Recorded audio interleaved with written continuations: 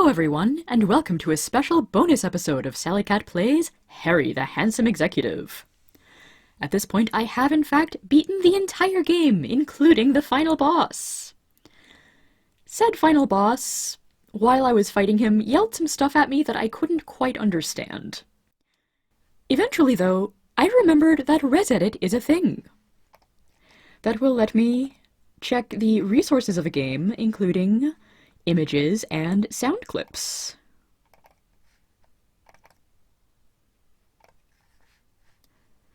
So if we go into Harry Sounds and double-click here, we can see all of the sound clips used in the game.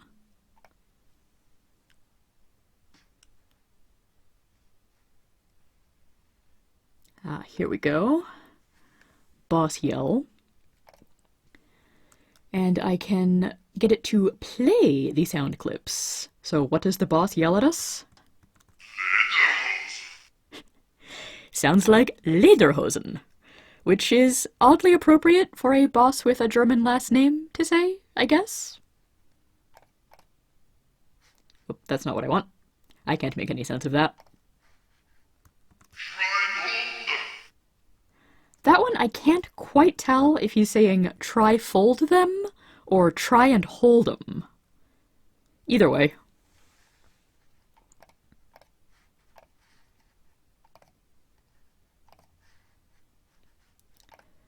Now, back to the game itself.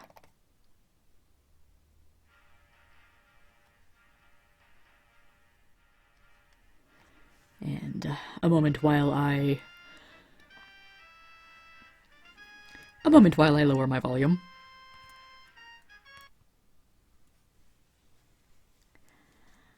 There's a fair bit of text on the intro screen here that I have not read aloud, and I imagine many of you have not actually read because the text is super tiny.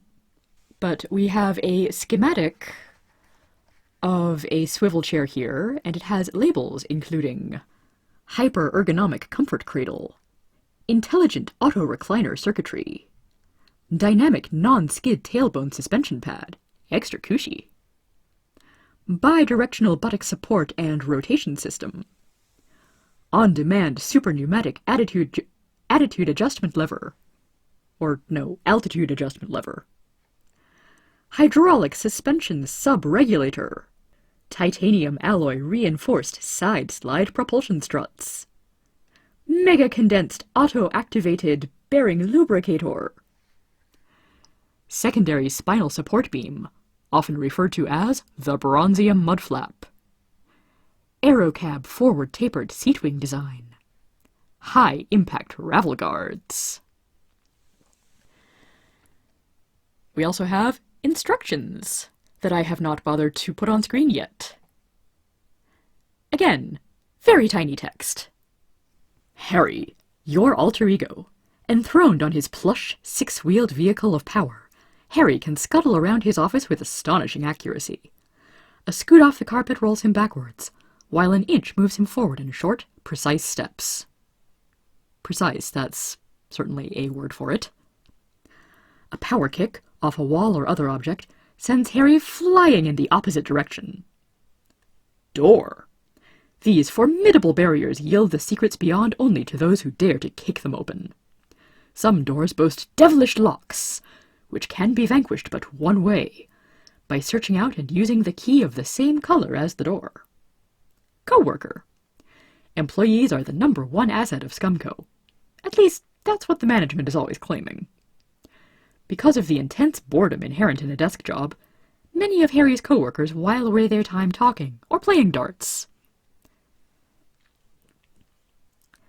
Office plant. Semi-realistic replicas of real plants, these plastic imposters are scattered about most offices. Unlike their living brethren, though, they can survive practically infinite amounts of abuse. And since they're situated in wheeled planters, they can be pushed around with ease. Also, may prove fatal to mail delivery scooters. Water cooler.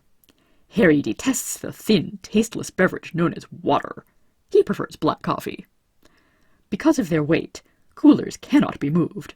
However, they are susceptible to spectacular wet explosions if punctured by pranksters. Swivel Chair. Empty swivel chairs abound in some areas, vacated by recently laid-off employees. They are light and can be moved around easily, and are surprisingly good at blocking projectiles from enemies. Barrel of toxic waste. Rarely seen in the offices, but common in the basement and industrial sections of ScumCo. These barrels hold noxious chemical concoctions. As strictly regulated by game design law, they explode if shot or hit too hard. Vending Machine. These devices supposedly dispense delicious caffeinated beverages, but are almost always broken. If kicked enough, they may shoot out a can or two of soda, but so shaken up that it is a physical danger to open. Not good to drink, but the cans can be thrown if Harry selects and uses them. Ramps. Ancient relics of the famous desk-jumping competitions of the great swivel chair warriors of the past. Many are still in use. With practice, Harry can use them to leap great distances. These are only a few of the countless things you will find at ScumCo. As Harry's explorations take him further into the depths of the company, many secrets will be uncovered. And to continue the trend of Sally Cat gets to practice her dramatic reading, let's pull up the new game text that I completely skipped over when I first started this playthrough.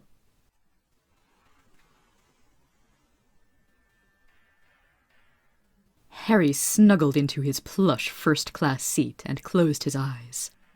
The close drone of flight and the sublimating rush of recycled air always seemed to help him sleep. The 5 complimentary chocolate chip cookies had helped too. What wasn't helping him, however, was the unpleasantly perky stewardess standing in the aisle. He could feel her inquisitive stare. "Sir?" Harry pretended to be asleep. "Sir? Would you be interested in learning about some of your entertainment options on this flight?" Harry opened one eye and raised an eyebrow. "No, miss, I wouldn't. Thank you." "We have some great films available tonight." "No, thank you." "Are you sure, sir?" "I'm pretty bloody well certain, thank you," Harry snarled. "You're sure, sir? Our feature presentation tonight is entitled Message from Dr. Uberman. Exciting, intriguing, scintillating, sensuous." "I'm sorry, miss, please." "We also have Secret Message for Harry and Important Assignment from the Boss available this evening."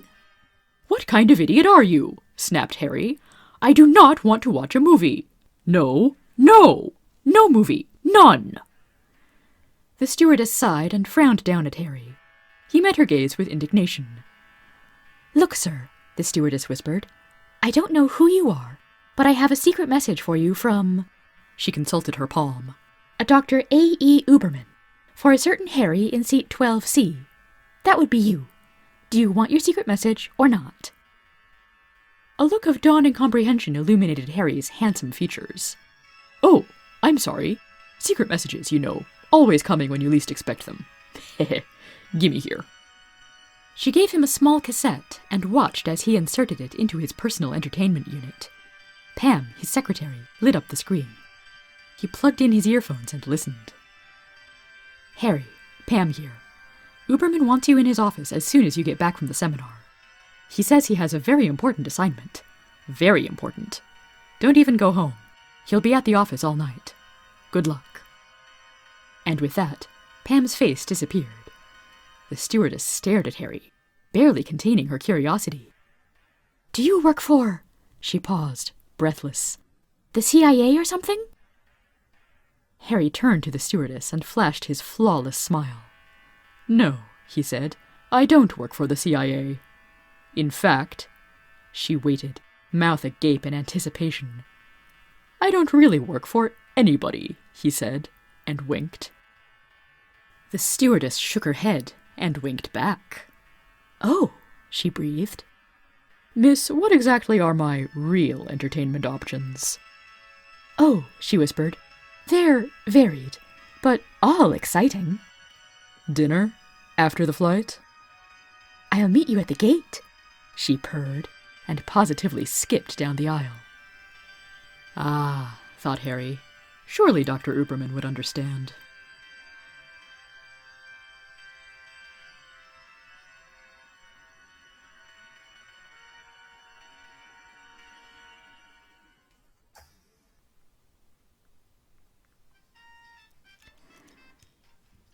And in the game proper, there's a few Easter eggs that have been uncovered by even better hackers than me.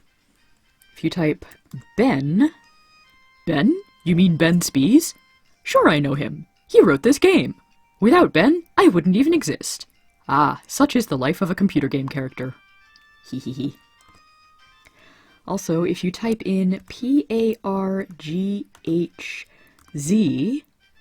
you can get a whole bunch of random phrases, including, but not limited to, "It's Harry's Pinball Extravaganza!"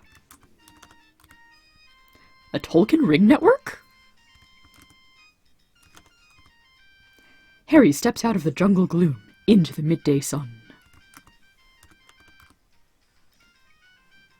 I didn't know you could stoop so low. Oh, wow, that is an incredibly bad pun. I don't even know what that last word means. Editing Sarah here. Apparently, Solo Software was a DOS game developer back in the 90s. That is still a horrible, horrible pun. There's a whole bunch more, and I do not feel like taking the time to go through all of them. Also, I'm sure they would start repeating pretty quickly.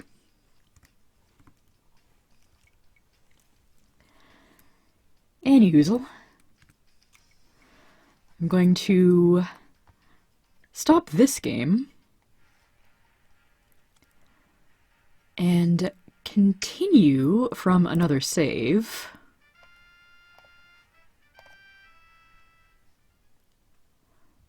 to where I have access to the staple gun. So we already know that I can shoot friendly office workers to make them mad and reduce my corporate favor. And most of the times that I've tried shooting someone, they haven't had anything to say in response to me. They just turn red briefly. Oh, crap.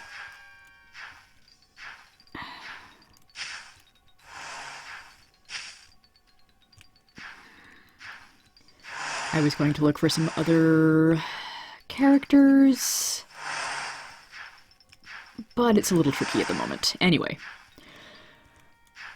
Most people that I've tried shooting haven't had much to say to me, but this one in particular... That was the wrong button, but it turns out I can in fact hurt her with the soda cans. Okay.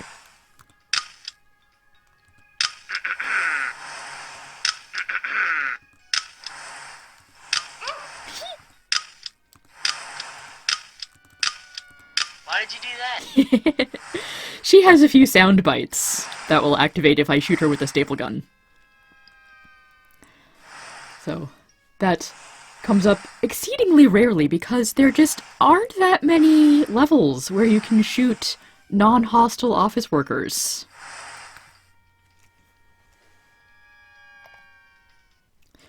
Final Easter egg is by pressing X on the title screen.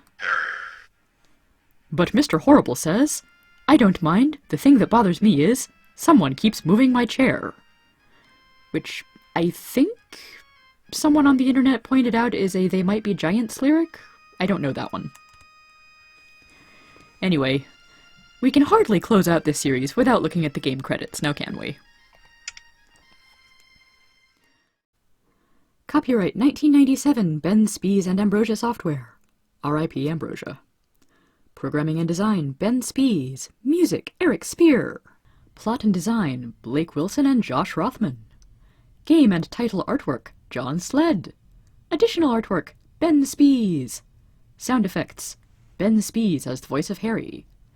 Andrew Welch, Ambrosia Labs, and Juliet Wong. Special thanks to Garrett Goosen, Mr. Fixit, Ingmar Ragnamalm, SAT, Drew Thaler, or Thaler, Color Gamma, Matt Slott, Buzzword Generator, Andrew Welch, Ambrosia Tools, and the Ambrosia crew and beta testers. Yeah, sorry, I'm not reading all the beta testers at this scroll speed. We've already missed most of the Ambrosia crew.